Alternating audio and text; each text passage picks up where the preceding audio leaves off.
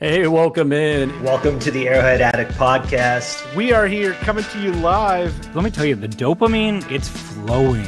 I am damn excited. Damn excited. We are so excited to be joining you guys tonight. Oh! Well, how you doing, man? Patrick. Will Sterling. Yeah. Super Bowl champion, two-time Pro Bowler, and Trent Green. Trent Green, how you doing? Hey, what's going on, guys? And he picked it up! He picked it up! He's gonna score!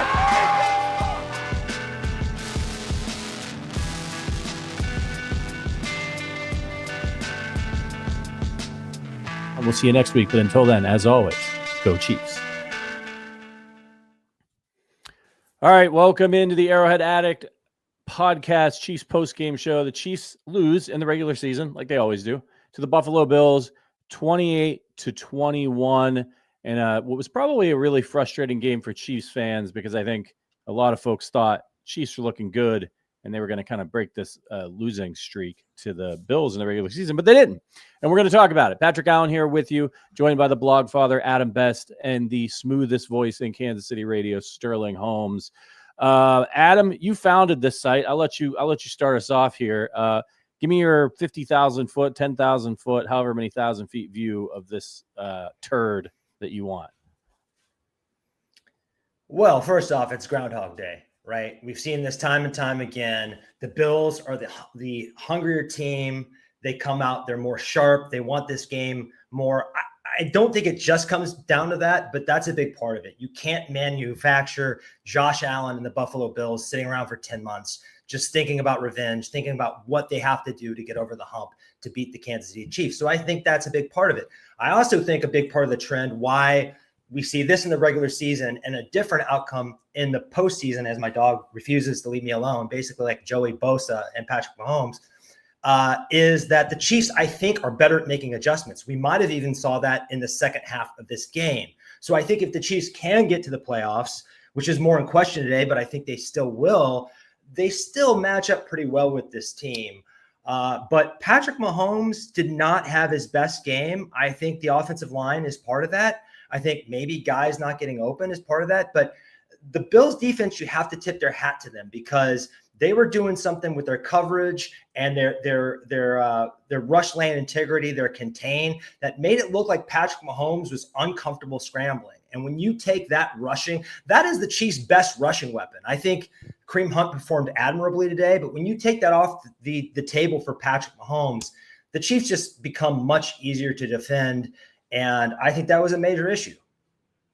Sterling, lay it on us, man. Yeah, I don't know if I agree. I know it's funny to say that, oh, this is the Bills Super Bowl. Both teams needed this game very badly.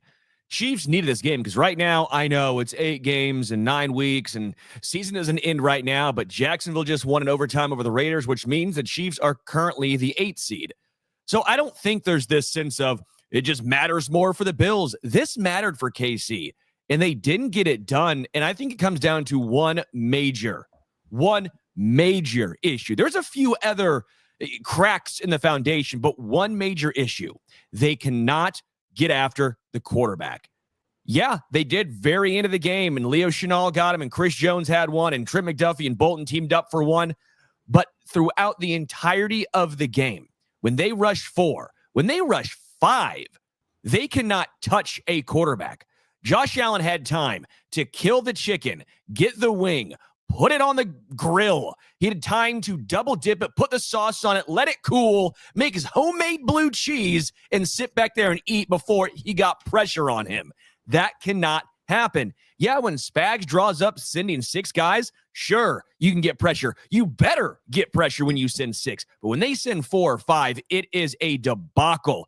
Chris Jones, where you at, my guy? George Karlaftis, nice jumping jacks. Where you at, my guy? Now, again, we knew Charles Omenihu and Mike Dana and Ashton Gelati and Jerry Tillery and Derek Nottie, and now the return of Mike Pinnell. Not a lot of great pass rushers in that list. We were all hoping for one of those guys to break out. We have not seen that.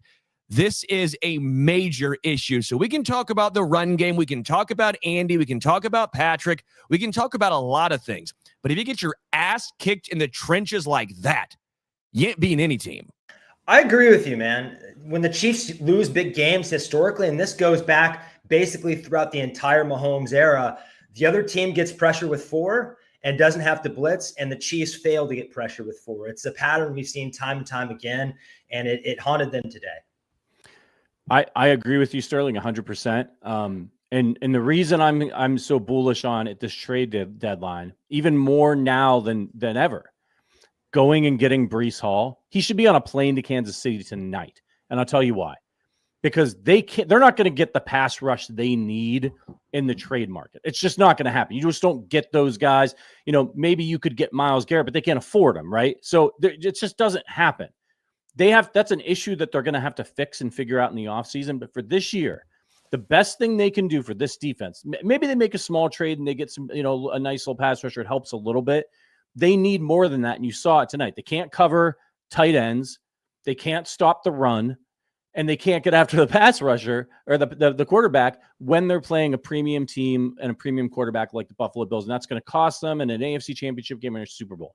You go get Breece Hall, and you were able to run the football. You were able to take advantage of the fact that teams are not afraid of you running the football. Not with Isaiah Pacheco, not with Kareem Hunt, not with Rashard Smith.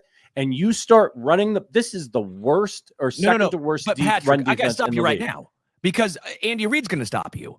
He's not going to run the football. They were effective running the ball in this game. Kareem Hunt was really solid in this game. He didn't do it. He beat the Buffalo Bills running the football before. It's not. I understand. Everyone goes saying. as one game. Everyone goes back I to understand one game what to you're one saying. time. One time he did the it. Worst. He's the worst. But he panics too quickly. And when they had Kareem Hunt the first time, it was the most dangerous this offense has ever been since Andy's been in Kansas City. You go get Breece Hall. If Breece Hall is in your backfield in this game and you actually give it to him, and fair point, Andy might not do it. You have a guy chewing up yards like Breece Hall who can block, who can catch the ball out of the backfield. That's how you help this defense. Because if you have that, this offense is going to be, if your offensive line is healthy, nigh unstoppable. And that means they're going to be able to come out, get leads on teams, and then this defense is going to be able to do what they do best, which is cover in the back end, and Spags can dial up all his exotic blitzes. But when you're in a close game like this against a team like Buffalo, Andy freaked out immediately as soon as they got behind. You got to get a running back. They're too one-dimensional. They're too easy to game plan for. I don't care how good they are, how good Patrick Mahomes is. All you have to do is rush them, and they're screwed because they can't run the ball, and you could drop everybody back. Everybody. You could rush one if you want to against these guys because they're not going to run the ball. I don't think it's fair to say Andy won't run the ball because he's basically had replacement level running backs or a little bit better throughout almost the entire Mahomes era.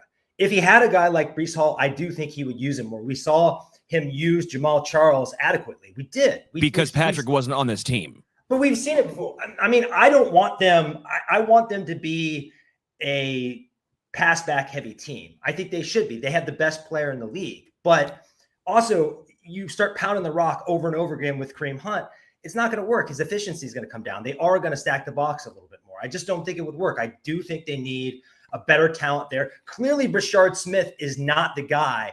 They see him as a gimmick option right now. They might see him as something more than that last year, but they were giving the ball to CEH in the year of our Lord 2025 over Elijah Mitchell, over Rashard Smith. I think that speaks volumes to me that they need to address this room. I think there might be one guy defensively if you're willing to take a chance on his health in the trade market, and that is Jalen Phillips. He wouldn't be cheap, but I don't really like next year's draft class. I certainly don't think they're going to find, the year to get a running back in the draft was this year. So I don't know. They're in a bit of a pickle. Yeah, again, I don't want to get into this because this is not the time, in my opinion. I think Kareem Hunt was fine. I think he was more than serviceable in this game. And again, they're not going to run the football with anyone with Patrick at the helm. When it's an RPO, Patrick is always going to choose to pass. That's just the nature of the game. When it comes to this game in particular, it just felt like they got their ass kicked on both sides of the trenches. We knew that the Bills were banged up on the defensive line. And they still got pressure, which is alarming. We've seen so many inconsistencies this season. Now, let me stop and just say, I don't think the sky is falling. I still think this team is making the playoffs. I still think this is a really good team. They lost on the road to the Bills, who most folks have tabbed as the best team in the AFC. So let's at least throw that caveat into the equation here before we start going all doom and gloom. But the inconsistencies of the offensive line with Jalen Moore, is this a situation where this is who Jalen Moore is? Or was this a bad game from Jalen Moore? How bad is the ankle injury for Jawan Taylor? Because Wanya Morris came in and immediately had a penalty. Trey Smith, Creed Humphrey, I have less concern about overall going forward, but still something to monitor. You know, Kingsley Suamataia went out because it looked like Rashard Smith took a handoff and ran directly into him. Not great. Looked like friendly fire. Caliendo came in for a couple plays, and at one point you had 3 starting offensive linemen down for a game. What it comes down to as well, you got to start getting some quicker plays out to Rashee Rice. It was effective and it was working early on in the game, and it felt like they went away from Rashee Rice until very, very, very late on that 4th and 17. At some point, it almost felt like they went away from what was working just because they wanted to try something else. If it's not broke, don't fix it. Just look for 4. It's weird, man. This game, they had their opportunities. It's crazy that it actually was a 1-score game as badly as they played in stretches, not converting down there on the goal line at the end of the half. And the fact that they were in so many tight spots and they still made all these really long conversions in key moments, that tells me that this is the closest approximation of the offense that they had during the Tyreek Hill era, because that was an era where, as a fan, I was never too terrified. You know, like if they got in a 3rd and long, I was like, oh, we probably got like a 55% chance of converting this. Whereas the last few years, it was like if we got in 3rd and long, I was like, we might as well just punt because there's nobody who can do it. So that feels really good, especially since the Bills were able to pin their ears back this whole game and just get after the Chiefs. But again, I'm going to bring it back, and you're going to get annoyed at me. I'm going to bring it back to not being able to run the football or not being willing to run the football. And I know everyone in the chat is saying we need defensive line help. I get you. We do. You're not going to get, there's one guy out there that you can get that is a difference maker in the trade market for you if you're the Kansas City Chiefs, and it's Breece Hall. It is Breece Hall. If you get him and you use him, I'm telling you, man, they need to do it.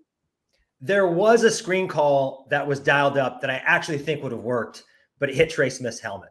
Yeah. Sometimes you're just on the bad end of variance, man. I thought that was a brilliant play call. I think Rashard Smith, it was wide open for him. I think that might have changed the complexity of this game. You know, the Chiefs got outplayed, but they were in this one. So I'm with you, Sterling. I'm not panicking. They are a little bit behind the 8 ball when it becomes the seeding. This is going to be a fight. You know, they're going to have to go into Denver and win. They're going to have to beat the Colts here in at the end of this month. So, yep. And I'll also point out, shout out to the Bills. They played a good game. I mean, they had the first 100-yard receiver, first 100-yard rusher. I mean, again, the Chiefs defense got torched throughout. They pulled out the little Patrick to, whether it's Kareem, that was that touchdown they scored or last game on that, what was it, 3rd and 1, 3rd and 2, beautiful play call. 3 guys went to Josh Allen. I have no idea how the Chiefs don't have 1 guy on James Cook. That was perplexing. Point still remains. Tip your cap. That is a good team on the other side in Buffalo. The Chiefs' issues guarding tight ends were really on display, whether it was Jackson Hawes, Dawson Knox, Dalton Kincaid. It did not matter. We know Nick Bolton does not thrive in that situation. We know that's not his strength, but it wasn't him this game that I really had the issue with. Drew Tranquill, who I was talking glowingly about this year, having a really nice season. This was a brutal game for him. Leo was okay. I thought Noah Williams, quite frankly, had his worst game as a pro. It's going to happen. He's a rookie cornerback. He can't be great every single game, but it just felt like so much dysfunction. It makes you wonder, what could Jeffrey Bossa do in when it comes to guarding tight ends? Because that's what it was. It wasn't like the receivers of Buffalo, who, albeit not great, didn't do much this game. It was their tight ends running free all over the field. And this was an issue last year. I think this is something that Spags, it's something that he gives the team a little bit. It's like pick your poison. He doesn't want to give up explosive plays. He doesn't want James Cook to go for 200. So he's going to, he's going to be a little soft on tight ends, but they've been pretty decent this year. And this was kind of them reverting back to the struggles of 2024 when it seemed like every tight end in the league was popping off for 60, 80, 100 yards a game against their linebackers and safeties. So a little bit troubling of a sign. I want to get to a couple super chats here. Phantom says, don't mind losing necessarily, but these losses are placing the team in a precarious playoff position and exposing glaring weaknesses. I agree with that. And Wiley Possum says, and thank you for the super chat, Possum.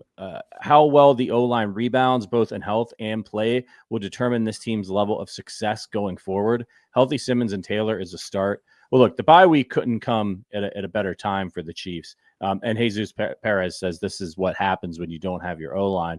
But at the end there, it was bad. But again, where's Chris Jones?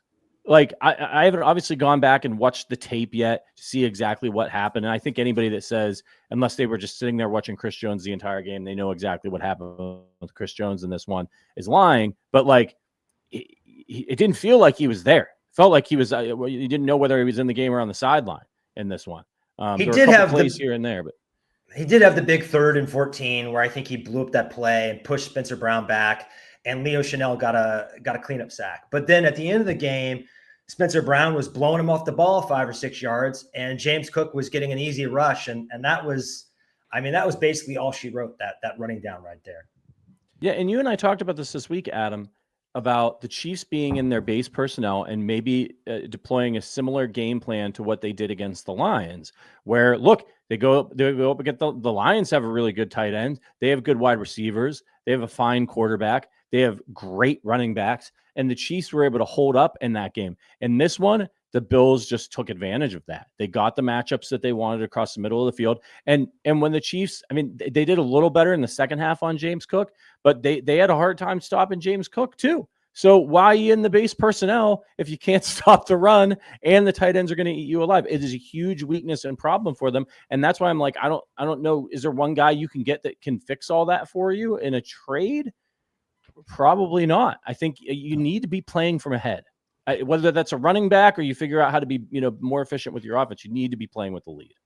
Yeah, again, what it comes down to is Chris Jones is getting paid too much money. He's a Hall of Famer, and we love him. He's going to be in the Ring of Honor. We know all this stuff. But when it comes to this season, he has underperformed. I don't think there's any other way of putting it. We all expected him to still be, at least I think most of us expected him to still be playing at such an extremely high level. And he's been good. I mean, we're not saying Chris Jones hasn't been good. We're saying he hasn't been elite this year. And we all expected him to still be elite. And I think there's the difference. George Karlaftis actually has some good numbers. He has the pressure numbers, but it feels like when you watch him every single game, the quick pressures just are not there. And I think that's where some of the analytics and the eye test and maybe some of the frustration lies. I'm fairly nuanced when it comes to Karlaftis, but then everyone else on the defensive line, there's just nothing.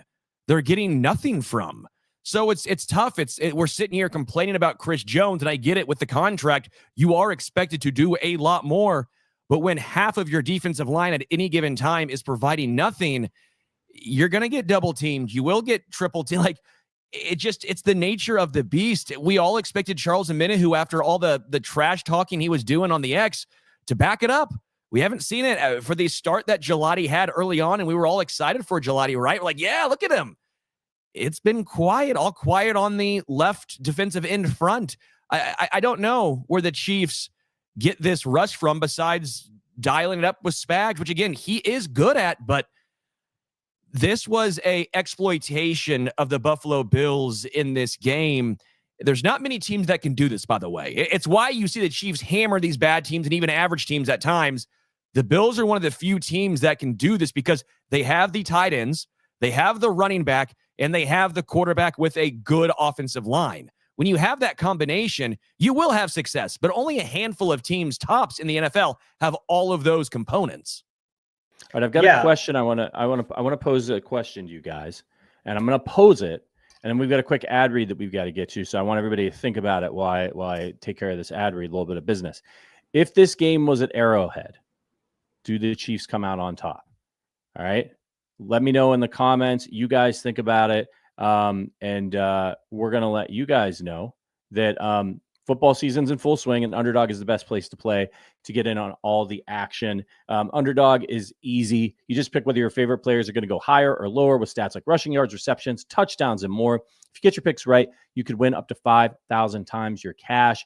I'm excited about Underdog tonight for Sunday Night Football. I'm going to go with Jackson Smith and Jigba lower than 100.5 passing yards. He's been tearing it up, but I think that the Commanders with Jaden Daniels back are going to be motivated and make this one closer than people think it is. And then I got Sam Darnold for lower than 239.5 passing yards. I hate hitting those like that, but it is what it is. Download the app today and sign up with our promo code Arrowhead Addict to score $100 in bonus bets or free entries. And when you place your first $5, that's promo code Arrowhead Addict. Underdog, make picks, win money. Must be 18 plus, 19 plus in Alabama, Nebraska, 19 plus in Colorado for some games, 21 plus in Arizona, Massachusetts, and Virginia, and present in the state where Underdog Fantasy operates. Terms apply. See assets.underdogfantasy.com/web/play and get terms _DFS_.html for details. Offer not valid in Maryland, Michigan, New Jersey, New York, Ohio, and Pennsylvania. Concerned with your play, call 1-800-GAMBLER. Visit www.ncpgambling.org. In New York, call the 24/7 Hope line at 1-877-8-HOPE-NEW YORK or text HOPE New York to 467-369. It's good for someone not named me. That's right. It was not bad. It's not bad. I'm not a professional radio guy, Sterling. I'm just giving you a hard time. Half the time, I'm just out here doing a auction voice. Yeah. So my question. Well, your question, if this was at Arrowhead, would the Chiefs have won this game?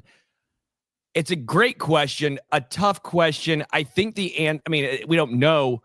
As of now, I would say no, because the defensive line not getting pressure isn't going to be home or away related. We've not seen that.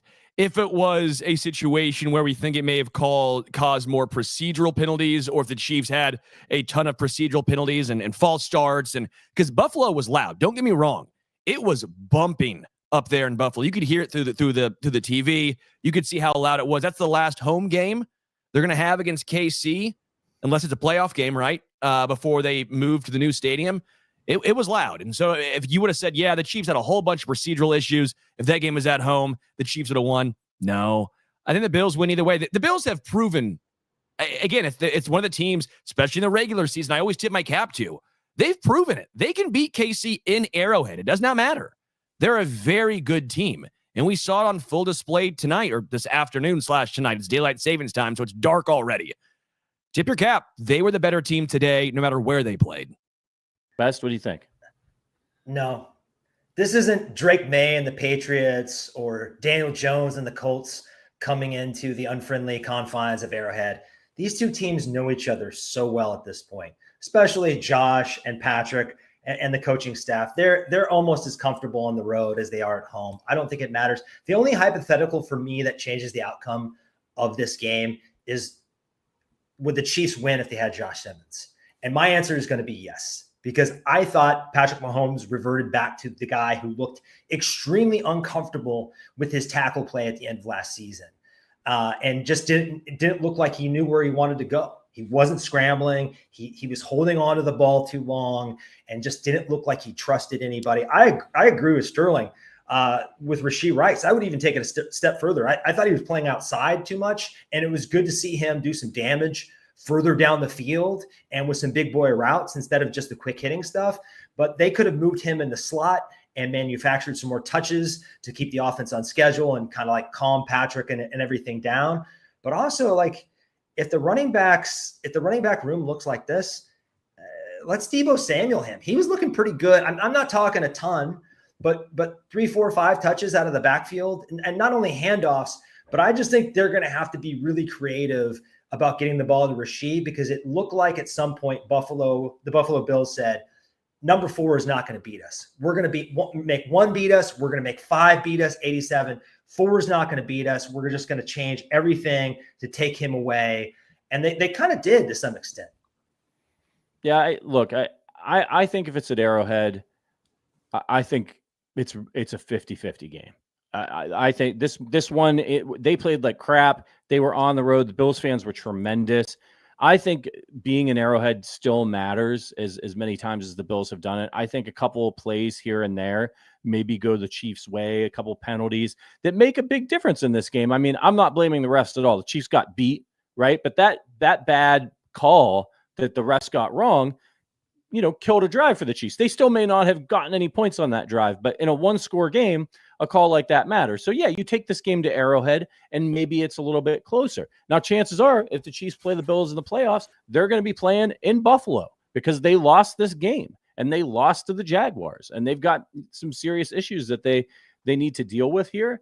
But this is the disturbing thing for me about this game was it ended up being a one-score game, and it was close, but it could have been a blowout, right? The two scenarios in this one were the Chiefs eke out a miracle victory at the end because the Bills miss a field goal, or the Chiefs get killed. And they were a couple plays away from losing by 14 or more in this one. So it's concerning on the defensive side of the ball.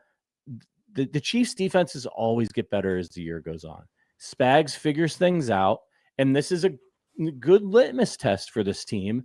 The problem is that normally it's not a big deal when they lose this game in the regular season to the Bills because they're taking care of business in their other games. And it's just different this year. Denver's a little bit dangerous. They lost to the Chargers. The Colts, as much as I've wanted to say that they're not for real, and I know they lost to a not very good Steelers team today, Daniel Jones still threw the ball over the place. Jonathan Taylor was shut down, and that's the reason they lost. You watch this game, and then you go to that Colts game, and you don't think that the Chiefs are in trouble if they have to sell out to stop Jonathan Taylor. Daniel Jones can get the ball to Josh Downs and Michael Pittman. Like, the Chiefs are gonna have a hard time with the Colts if they don't figure something out on defense during the bye. It's the same issue, though. The Chiefs are built to play from ahead. Their offense is built like that. Their defense is built like that. And we saw today with Daniel Jones, if he falls behind, the Colts are screwed.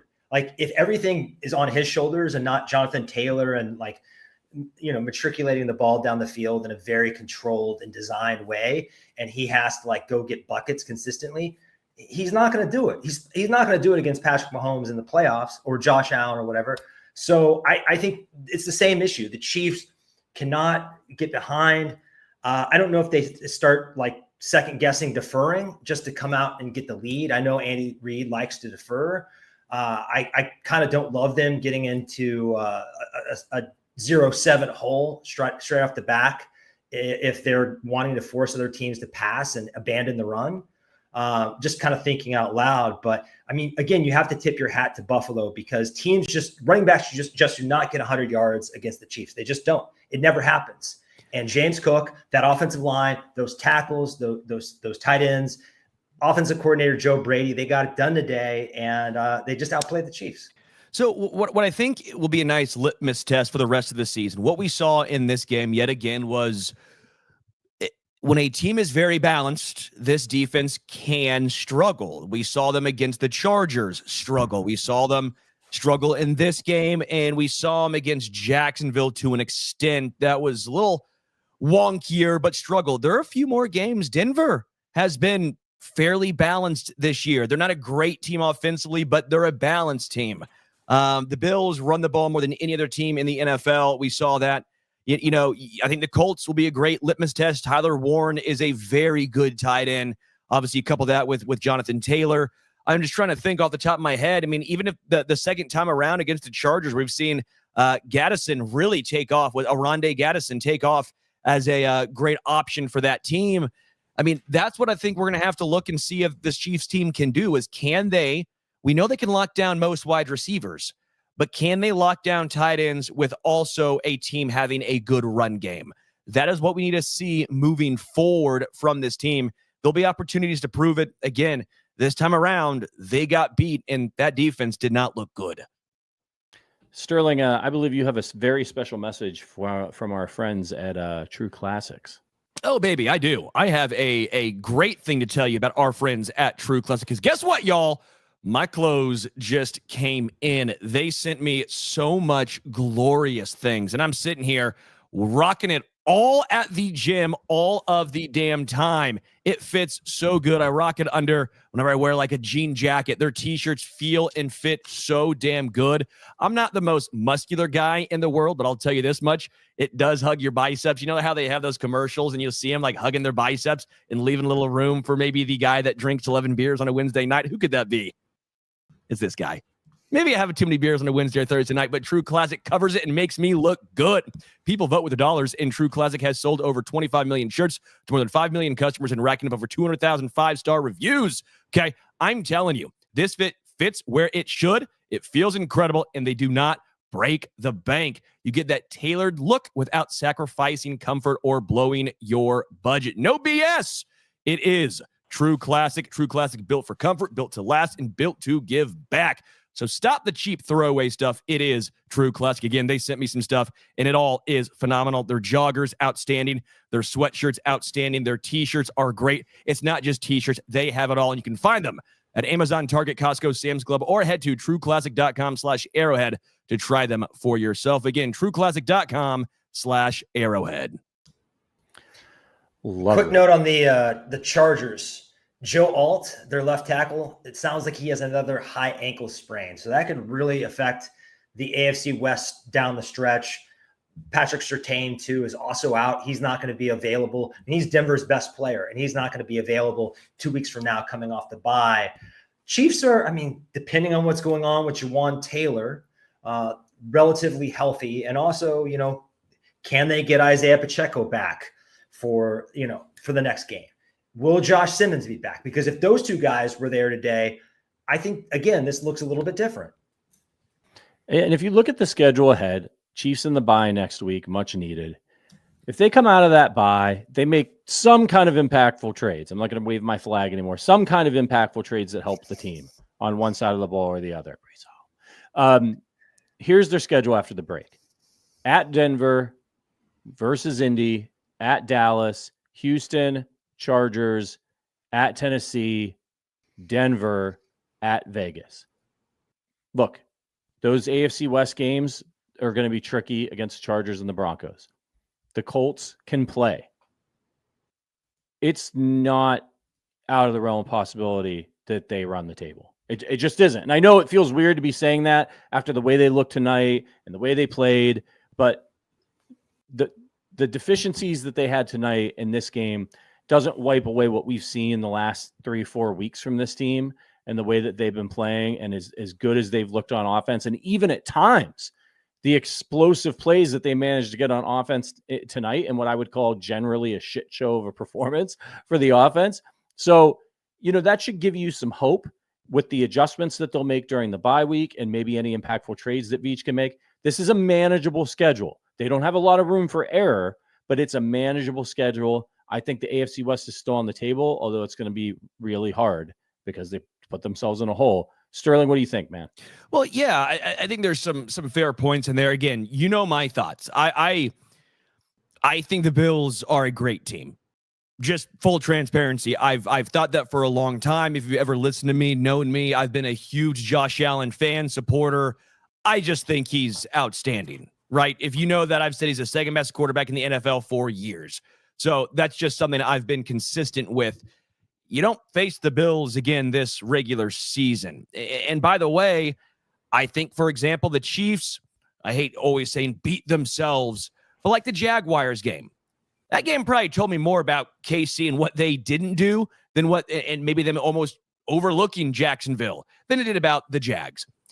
This game almost told me more about the Bills than it told me about KC. Right, because KC had to stay in this game by making a 4th and 17. Right, they had to make some plays to even stay in it. So, To me, this told me a lot about Buffalo, and we'll see where the Chiefs bounce back and go. You're right. I do think the bye is coming at a great time, which is always funny because I think every team for the history of ever has always said the bye comes at the perfect time for their team.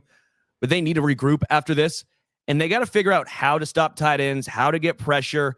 If they don't bring in a defensive end or a defensive tackle, Calais Campbell, come on.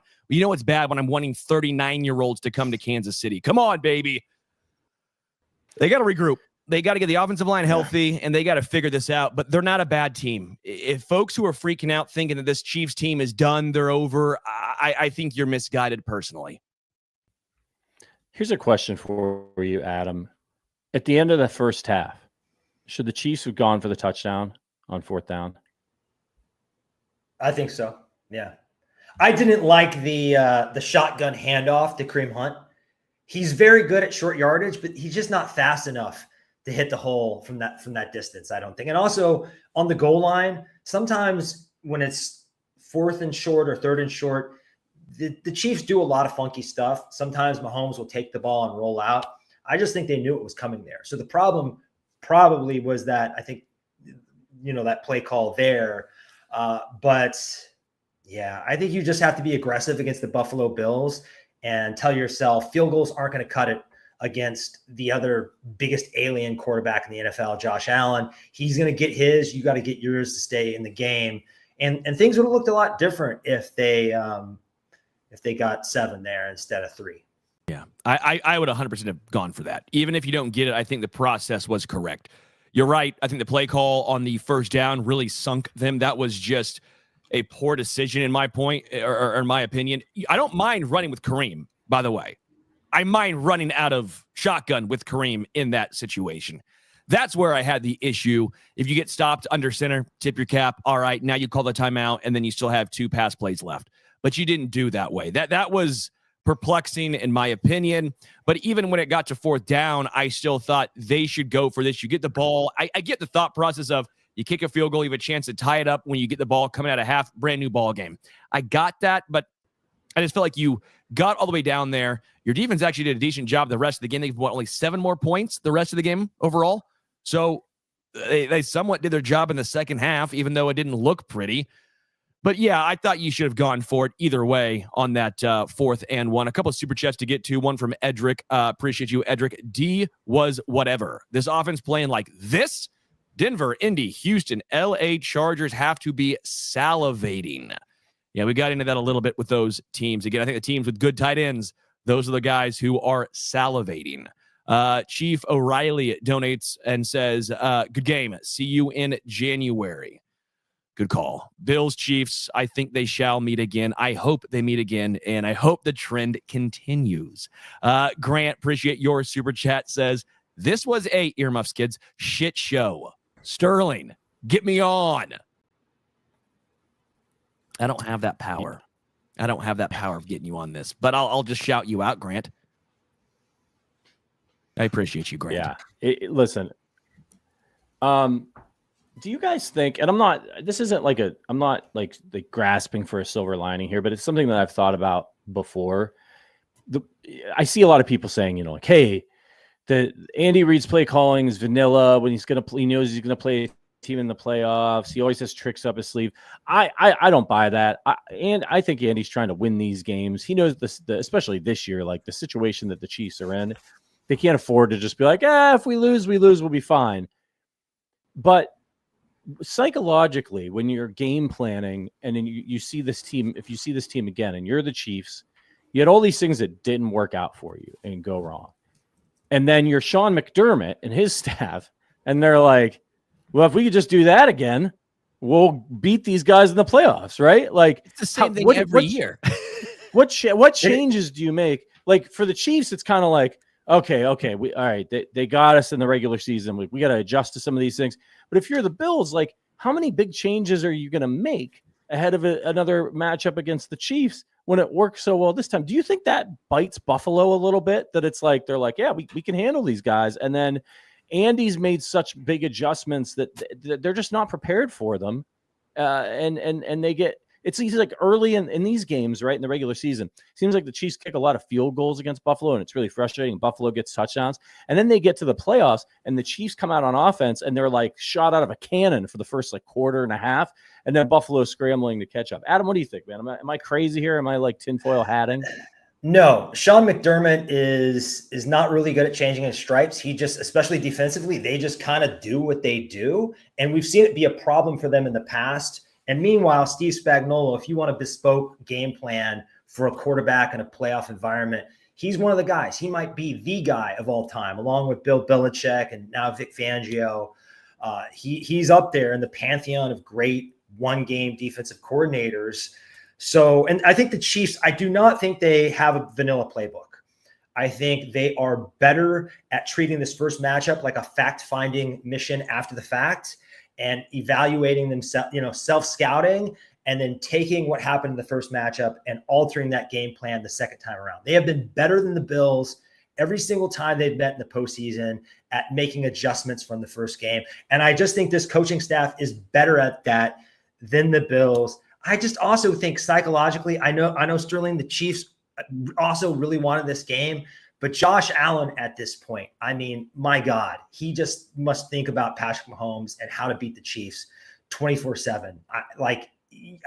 That sense of urgency they have, I don't know that you can meet that in the regular season. I think you can try to meet it. I think the Chiefs also wanted this game, but I think the Bills were desperate to psychologically prove to themselves that they can beat this Chiefs team, that they belong on the same field and in the same kind of like conversation as the Kansas City Chiefs. By the way, I see people in the chat saying, how do we assume the Chiefs make the playoffs? The team that's, gone to 3 straight Super Bowls, who's looked really good outside of this week in the past few weeks since they got Rashee Rice and Xavier Worthy back. Yeah, I am assuming the Chiefs make the playoffs. If you're so strong with that bet, I'll bet you. Give me your Venmo. $10 that the Chiefs make the playoffs, and you can take the side that they won't. We can bet $10. If there's anyone else that want to take that bet, feel free, get in here. I'll do that with like 100 people. That seems like a good bet for me. $10 that the Chiefs do make the playoffs, and you can take the other side of them missing. I will go ahead and just go ahead and assume that, because you apparently find that delusional. So go ahead, man. Drop the Venmo. I do think it hurts when you come down to Buffalo. Make it 100. Yeah, okay. I'll make it 100. I do think it hurts when Buffalo wins every single week or every single regular season game, because you don't know how to adjust. Do you run the same game plan out? Well, everyone expects that, right? And if you do, and it doesn't work, well, then now you have to change on the fly, while the Chiefs already know what you did the first time around. Next time around, they'll probably try and take out Dalton Kincaid in the playoffs, right? If you change it and it doesn't work, well, then everyone's sitting here going, well, why did you change? It worked so well the first time. Why would you go away from something that's working? It's a little bit of a catch-22. I know it's funny to think about the winning team in the regular season might have a little bit of a disadvantage, but that is what we've seen come playoff time. We have seen that. So I don't know. Maybe there is something to that. The one caveat is that I think Josh Allen and the design runs, there was only one of those tonight. And in the playoff environment or situation, they're going to dial those up probably and throw caution into the wind a little bit. But I guess that Mahomes will be scrambling more in the playoff situation too. I still don't know why he basically refused the scramble. He just didn't feel comfortable doing that. And I think it was one of the deciding factors in the game. That's a question I want to ask you guys, because I just was sitting there the entire game like, he's holding on the ball, but he's not taking off. And he's been such a devastatingly good scrambler this season. I mean, he came into this game only like 50 yards behind Isaiah Pacheco for the team lead in rushing yards and just refused to use his legs. He clearly didn't feel comfortable. Yeah, it's strange. It was a weird game, and I can't explain it. It was not his best game. I think he was better than people are giving him credit for in this one, honestly. But you did see him start to get skittish in the pocket, and it wasn't. I didn't think he was early on, but as the game wore on, he started feeling it from the left. Then Jawan Taylor started. Bosa was just eating Jawan Taylor's lunch, so he got a little bit skittish. And then again, there were times when guys just weren't open, and that was again because they were not running the ball on this Bills team. Grant with the super chat says, guys, let's talk about it. Playoffs at 5-4, please. I think Sterling already said it, Grant. Like, I would be shocked if they don't make the playoffs. I know it's a little bit tight, but they two of the, like, if they're a wild card team, two of the three teams that that they're competing with, they're going to play. They're in the AFC West, right? Denver, the Chargers, they're going to play those guys. They play Denver twice. They can knock them back down to their level. They get another game against the Chargers. They're dealing with injuries. So the Chiefs play a lot of these teams. I don't think that at the end of this, we're going to be like, man, the Jaguars made the playoffs and the Chiefs didn't. I don't think the Jaguars are very good.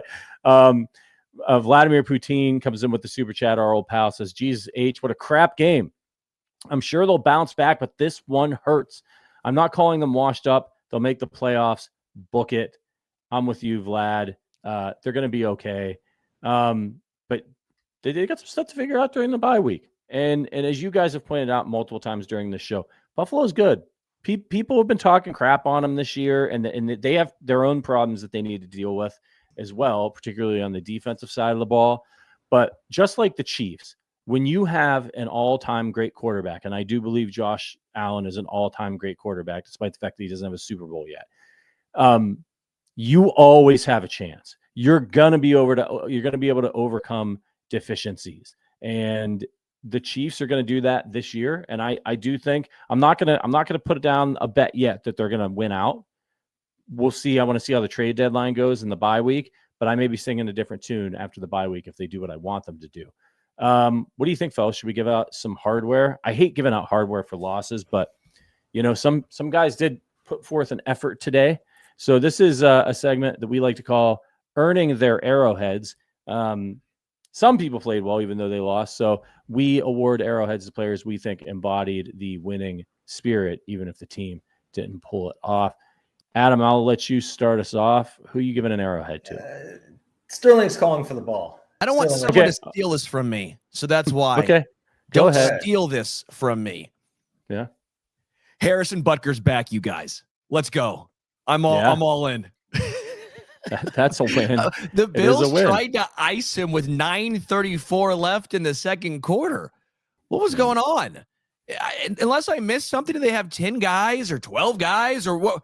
I don't know why they called a timeout, but for that 48-yarder, 49-yarder with 9:30-ish in the second quarter, they called timeout.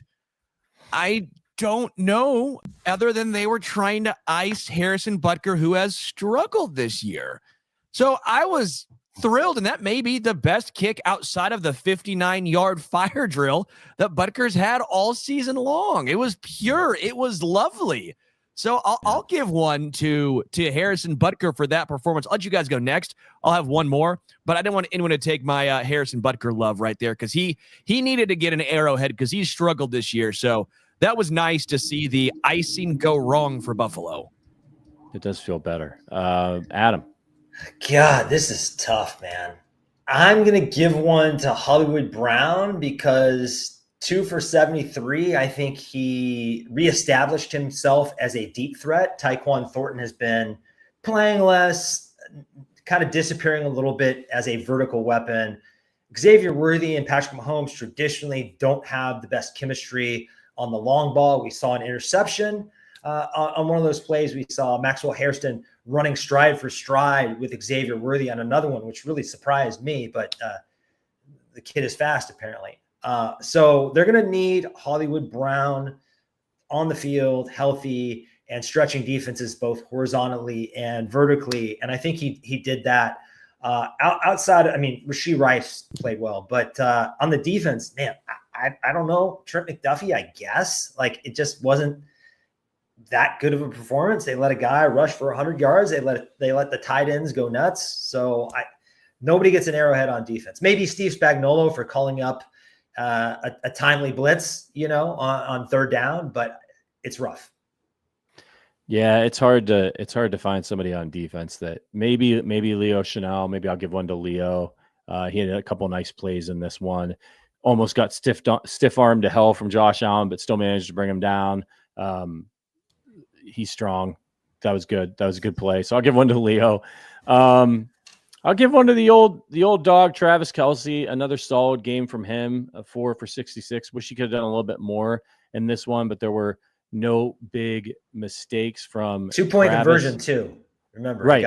That's right. Yeah. 5 targets and the 4 receptions. So, I'm gonna I'm gonna drive everybody nuts with this one. I'm gonna give one to Clyde Edwards-Helaire for still being in the NFL. And look, everybody was hating on him when he got his carry. He had 2 carries in this game, and one was a 7-yard run. He did a nice job. The first one was not his fault. Jawan Taylor, I'm going to give out some hardware to Jawan Taylor. It is the Damian McIntosh Turnstile Award for blocking futility. The Damian McIntosh Turnstile Award for blocking futility goes to, I haven't given that one out in a while, to Jawan Taylor. It wasn't Clyde's fault. I know you're mad that he's on the team, but it's not. Clyde's a good dude. He's a Chief. You know what I mean? Like, let's stop hating on him. It's not his fault that the Chiefs haven't gotten better running backs. Again, Jason's yet to drop his Venmo in here. We can do that later on. I'll probably forget, but I will put it in the Discord, or I'll put it in the show sheet, and we can have it. A little bet, you and myself, $100 to charity. Jason, again, I'm taking the Chiefs to make the playoffs, and you're taking the opposite side since apparently you're so confident. I don't know. I'm trying to take your bet here, man. So if you want to do it, we can do it. We'll do it for charity. Shout out to Grant. Appreciate the super chat saying hardware to Tranquil, giving a losing hand.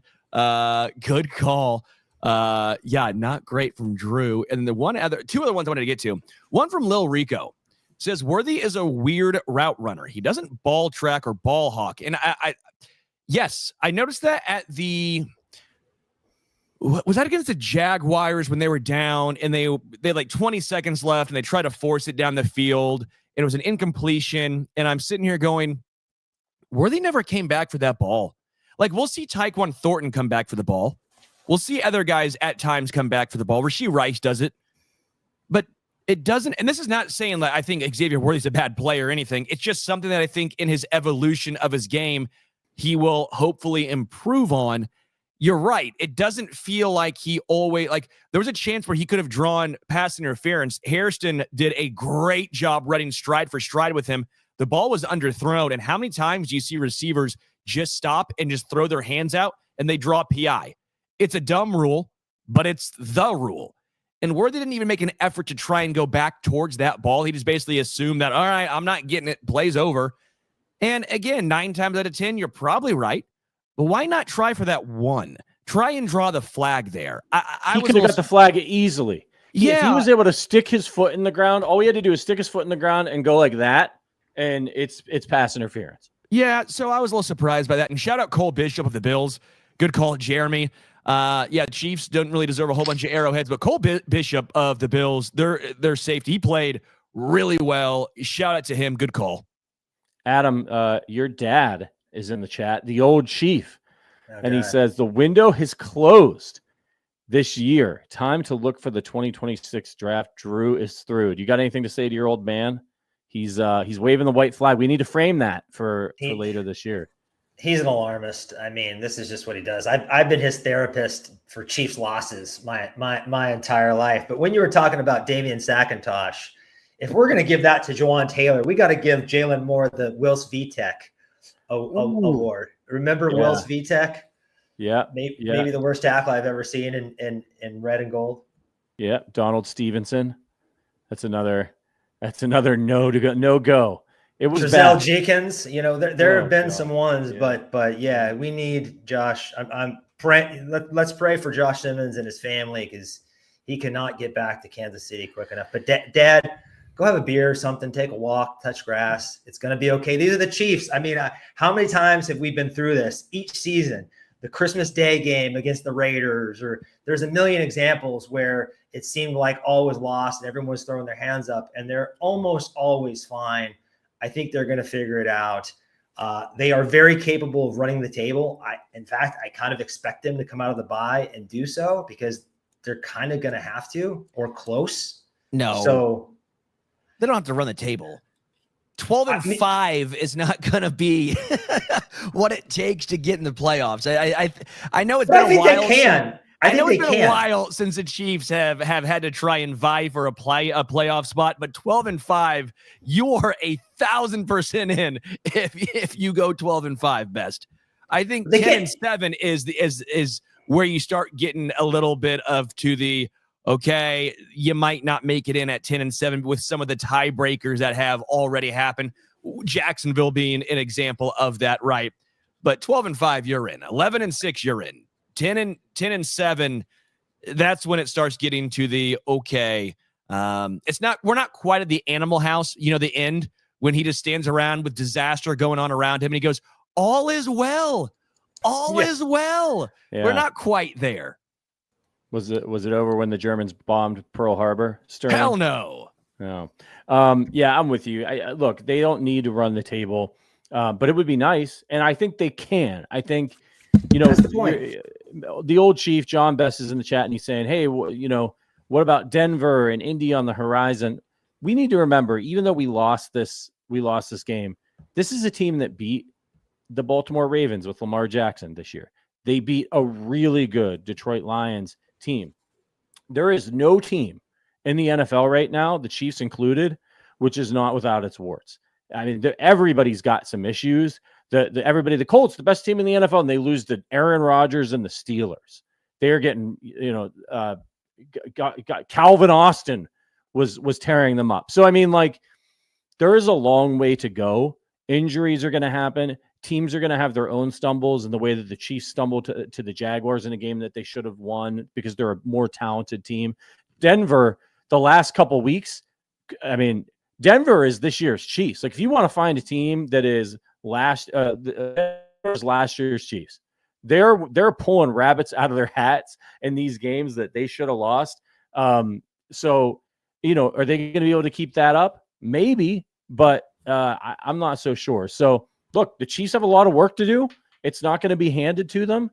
And but the other teams have to play too. It's not just the Chiefs have to be perfect because you just assume everybody else is going to take care of all their business. They're not.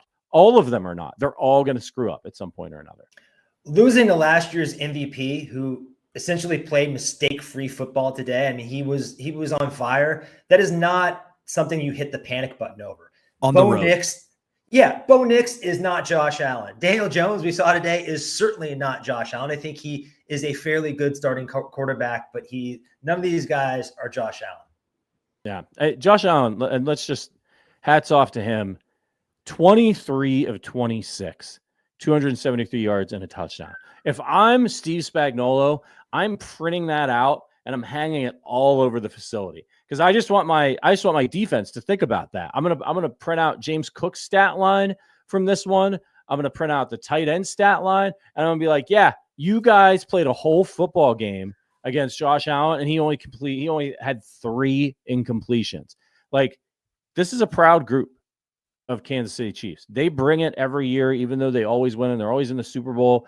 They care. It's one of the secret ingredients to their success is they've been able to maintain a really high level of caring. And I think this bye week is going to be good for them, and I think they're going to come out. But yeah, if I'm Steve Spagnuolo, man, I'm not going to let them forget about Josh Allen only throwing 3 incompletions. Couple more super chats to get to before we get out of here. Grant says, Adam, what gives you run the table vibes? Honestly, you wanna lay it on them?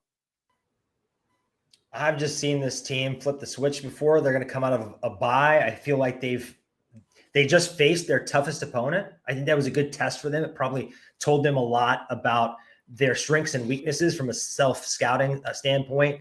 I think they're going to get Simmons back, hopefully. I think they're going to get Pacheco back, even if they don't address their running back position. That will help. I think they probably are going to make a small trade or two, and they have to. And we've seen this team, when they get their back against the wall, answer accordingly. I expect them to do that, and losing to maybe the other organization that has been the best over the past 7, 8, or 8 years, it isn't going to get me off that. I thought the Chiefs were set to have a shot to run the table before this game. I still do. All right. I don't think they run the table. I'm just saying they can. I definitely think they can. But I think other teams can too. I think a realistic expectation is so they're 5-4. It would be 6-2. That puts them at what's that? 11-6.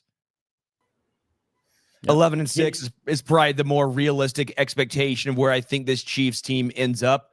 And that's fine. Again, we've seen this team win playoff games on the road against the best teams. It was the hardest stretch that any team's faced when it was on the road in Buffalo and on the road in Baltimore. And you had to play. It doesn't matter. This team has found ways time and time again. Is it frustrating to watch? Yes. I see this team realistically right now going and ending the season at 11-6. I guess my question is, when you isolate the schedule and they get their toughest game, which is at Denver, coming off the bye, and we know how good Andy Reid and Steve Spagnuolo are off a bye, who are the two games they lose to? I think losing to the Chargers for a second time at Arrowhead, I don't think they're going to do that. Are they going to? I don't think the Texans are very good. The Titans aren't very good. The Colts look extremely flawed today. So I think their schedule going forward is easier than the path they've already been down. You know, the schedule looked, when we came into the season, we saw Baltimore and Detroit and Buffalo and all these teams in the early part of the schedule, Philadelphia especially. And we thought, well, if the Chiefs can just get to their bye in decent shape, they're going to be great down the stretch. That's what I'm expecting. Last super chat for the day. TPT Chiefs Football Podcast says, we've seen this movie before in the regular season, and thanks for being honest about the Chiefs, but also show me optimism. Yeah, we've seen it before. They always figure it out. They always go on a run. I think maybe they lose once more this season, or as Sterling said, 2 more games tops. But this is a really good football team, bearing any kind of crazy injury that we won't even really say out loud. But they're a good football team. They've got tons of experience. Now they're going to be able to take a breather, heal up a little bit, hopefully get some guys back, maybe get some new guys. Talk about, that timing for the trade deadline happening the week of the Chiefs bye week is really fortunate for them, because if they do trade for some people, they can get them in and start getting them caught up and up to speed so they can hit the ground running here with a big game against the Denver Broncos coming out of the break. Really quickly, before we go,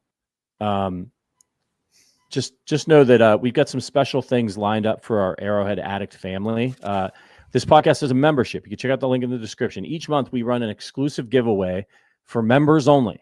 And this October, we're giving away some really great prizes. If you're in our Ring of Honor tier, and that's the highest level, you're in the running to win a Joshua Simmons jersey. And if you're a member of any other tier, we're going to be giving away a Chiefs baseball cap. So all you have to do is be a member of either of the Ring of Honor tier or any other tier by the end. You had to have been by the end of October. We're going to have a new one for November. So you're too late for the October one because it's November 2nd. We'll announce the October winners on Thursday on the OG Hour, my show at 4:00 Central Time. So make sure you're tuned in if you got in October. And when we announce that on Thursday, we'll announce the new prizes coming up here for November. So check out the link in the description. It's a great way to support the show. We invest every penny that we make back into the Arrowhead Addict podcast to bring you more great Chiefs talk, more shows, events, anything that we can. And the membership is great. You get a private Discord, and there's Fantasy Football League, all kinds of cool stuff that are exclusive to our members, and giveaways like this. You could be rocking a Josh Simmons jersey if you were a member by the end of Someone's got to rock it. Somebody's got to rock it. All right, everybody. That sucked. It's okay. Take a deep breath. You get a couple weeks off here before the Chiefs play again and they reload. So enjoy the football. Enjoy the shows we're going to have lined up for you. We'll talk about it. We'll do midseason grades. All that stuff is coming up. So support us, support our sponsors, and we'll see you starting tomorrow with our regular slate of shows. For Adam Best, for Sterling Holmes, for producer Richard, my name is Patrick Allen. See you tomorrow. But until then, as always, keep the faith and go Chiefs.